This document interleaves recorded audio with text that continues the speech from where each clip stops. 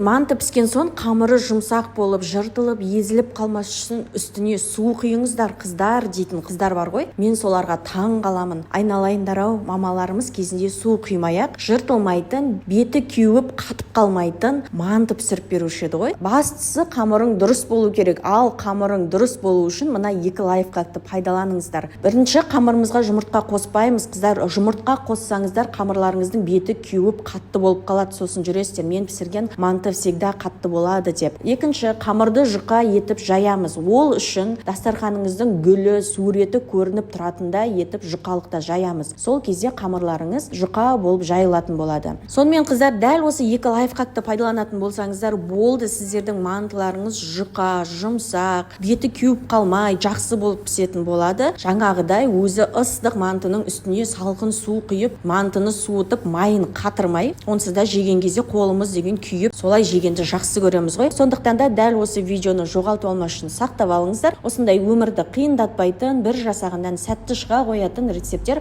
менің парақшамда өте көп. Сондықтан парақшамды жоғалтып алмас үшін міндетті түрде тіркеліп алуды ұмытпаңыз.